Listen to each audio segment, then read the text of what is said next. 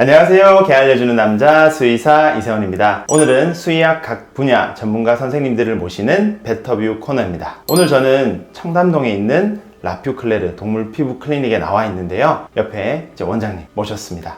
원장님 안녕하세요. 안녕하세요. 네, 처음 뵙잖아요, 그죠? 네, 맞습니다. 그래서 간단하게 자기소개 한번 부탁드리겠습니다. 네, 안녕하세요. 저는 청담동 명품거리에서 동물 피부 클리닉, 피부만 전문으로 하는 동물병원을 운영하고 있는 라퓨클레르의 이태원 원장이라고 합니다. 오늘 이렇게 좋은 자리 마련해 주셔서 원장님께 감사드리고 구독자 여러분 반갑습니다. 반갑습니다. 네.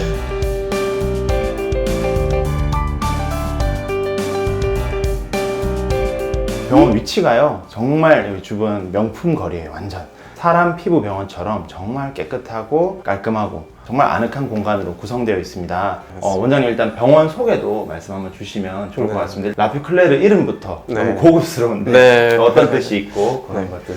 저희 라퓨클레르는 불어인데요. 깨끗한 피부라는 이제 불어이고요. 그리고 저희 병원은 이제 피부 병원 중에서는 또 거의 최초로 레이저를 전문으로 도입한 이제 병원이기도 합니다. 지금은 뭐 여러 가지 레이저 장비가 나와 있지만 동물용 레이저뿐만 아니라 이제 사람 쪽 장비 중에서 우리 애기들한테 이제 통증 없이 부작용 없이 쓸만한 장비들 많이 도입하기 위해서 사실 개원 전에 그 부분 굉장히 연구를 많이 하고 개원하게 되었습니다. 사실 사람 피부도요, 피부 병원 가보면 장비들이 정말 중요한 것 같긴 하더라고요. 저도 아까 이제 구경했지만 정말 장비가 어마어마한 것들이 굉장히 많던데, 그런데 이렇게 피부 동물병원을 개원하시게 됐는데 뭐 그 계기 같은 게 좀 있으셨을까요? 일단 제가 서울대 황철훈 교수님 밑에서 이제 피부를 전공하게 된 계기가 동물 실험을 제가 잘 못하는 성격이어가지고, 그래서 동물 실험을 안 하는 임상 교실에 가고 싶은 게 일단 제일 컸고,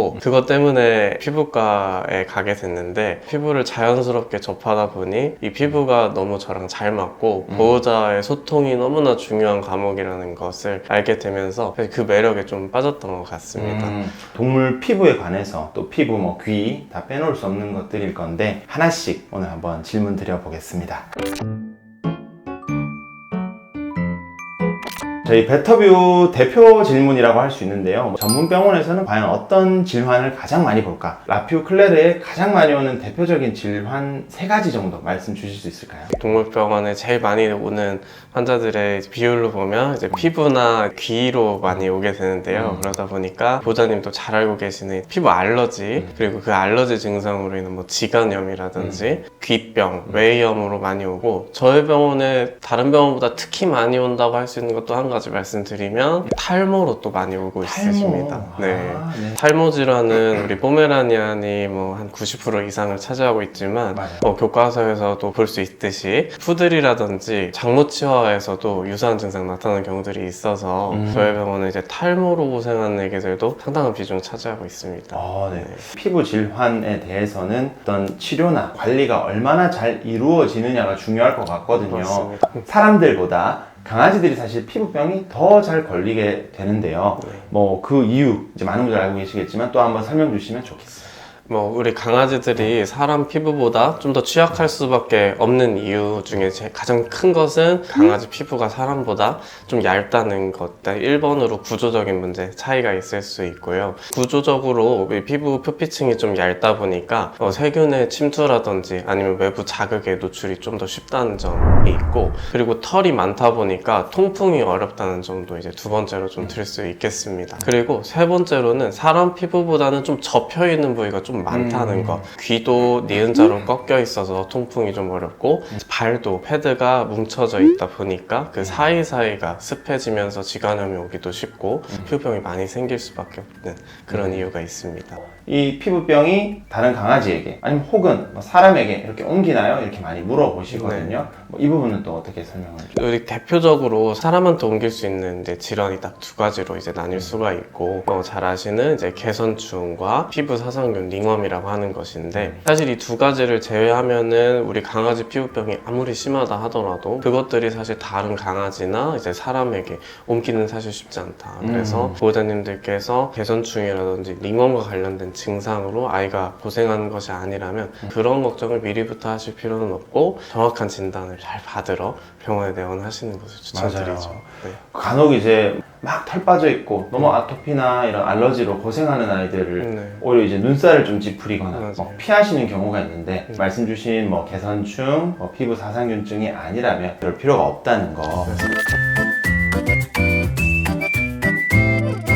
여러 피부에 취약점들이 많이 있는데요. 피부를 집에서 잘 관리하는 방법. 사실 이게 오늘 정말 중요할 것 같아요. 그래서 그런 이제 원장님만의 꿀팁 있다면 좀 알려주시면 감사하겠습니다. 일단 제일 중요한 게 요즘 많이 그러신 분 없긴 하지만 순한 샴푸 찾는다고 이제 사람 애기 샴푸 쓰시면은 사실 이론적으로는 그게 맞지가 않습니다. 내가 신경 써서 아무리 비싼 샴푸를 쓰더라도 강아지, 고양이용 샴푸를 쓰시는 것을 이제 추천을 드리고, 약용 샴푸를 쓰시더라도 인터넷에서 구매하실 때에는 한 번은 이제 필터링이 좀 필요하다. 그래서 정말 이게 약용으로서 효과가 있는 것인지 정확히 알아야만 우리 애기들한테 정말 도움이 될 수 있다. 그리고 좋은 샴푸로 이제 목욕을 시키더라도 아까 말씀드린 것처럼 털이 많고 접힌 부위가 많은 아이들이다 보니까 정말 잘 말려주셔야 된다. 아이가 너무 싫어하더라도 찬바람으로 정말 인내심 있게 끝까지 잘 말려주셔야만 잘 씻기고 나서의 뒤탈도 없는 것이고, 각질이 많다던가 건조한 피부라던가 이럴 때에는 1차적으로 보습제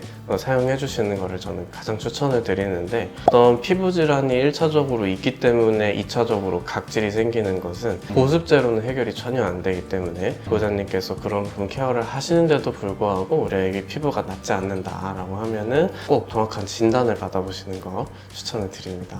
네. 목욕 주기는 보통 어떻게 하면 제일 좋을까요? 강아지들 같은 경우는 각질 세포의 재생 주기가 이제 21일이라고 우리 연구 결과 밝혀져 있기 때문에, 그래서 이론적으로 봤을 때는 3, 4주에 한 번 시키는 것도 괜찮고, 그리고 아이들에 따라서 냄새, 분비물이 많다던가 아니면 목욕을 자주 안 하면 더 가려워한다던가 트러블이 생긴다거나 하는 경우에는 일주일에 한 번까지도 괜찮다고 생각하고 있습니다. 그리고 질환이 있는 경우 주에 2번도 저희가 약욕을 권장드리고 있기 때문에 보호자님들께서는 정상 피부를 가진 아이한테는 3주에 한 번도 괜찮다, 이 정도를 기억하시고 아이 피부 상태에 따라서 그거는 조절이 가능한 부분이다, 이렇게 알아주시면 좋을 것 같습니다.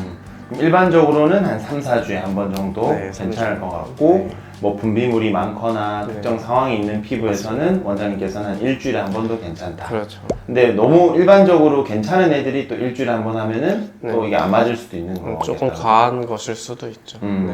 피부가 이제 너무 건조하고 각질이 많이 일어나면은 보습제 사용하는 게 있을 거고요. 네. 또 뭐 다른 방식이 또 있을까요? 강아지들 피부는 이제 각질 세포 사이에 필수 지방산이라는 성분이 있는데, 그 필수 지방산의 가장 주요한 부분을 외부에서 보충할 때에는 오메가3를 급여를 하게 됩니다. 그래서 오메가3도 요즘엔 정말 좋은 제품들이 뭐 몇 년 사이에 많이 나와 있어가지고 순도가 좀 높고 공정 과정이 굉장히 깔끔한 검증된 오메가3를 먹여주시면 피부에 윤이 나게 하는, 그리고 외부에서 세균이 침투하거나 수분이 밖으로 날아가기가 좀 어려워지는 그런 이제 순기능이 있으니까 그것도 꼭 챙겨주시면 좋을 것 같습니다. 맞아요. 오메가3는 뭐 어디 빠지는 데가 없는 것 같아요. 많은 보호자분들이 힘들어 하시는 것들 중에서 뭐 식이 알러지, 네. 아토피, 뭐 용어가 많이 있는데 네. 이런 질환들이 정말 관리가 어렵잖아요. 질환에 대해서 한번 설명을 해주시면 도움이 될 것 같습니다. 네, 저희 병원에 이제 초진으로 오시는 분들 중에서 이제 알러지로 오시면 제가 이 부분을 아주 꼼꼼하게 설명을 좀 해드리는 편인데, 알러지나 알레르기, 아토피 이 세 가지를 이제 혼용하는 경우가 많고, 우리가 지금 이거를 구분하더라도 외부에서는 사실 이게 구분이 잘 안 되는 경우가 많아서 이 개념만 잘 알고 가시면 좋을 것 같은데, 이 아토피라고 하는 거는 이제 이론상 정의상으로는 이제 환경적인 알러지를 아토피라고 보통 하고요. 식이 알러지, 식이 알레르기를 이제 식이와 관련된 알러지 증상이라고 얘기를 하고, 전체를 포괄하는 것을 우리가 뭐 알레르기, 알러지라고 이제 얘기를 하게 됩니다. 그래서 아토피와 식이 알러지를 우리가 구분할 수만 있으면 이 정의는 사실은 어렵진 않은 거라고 볼 수가 있습니다.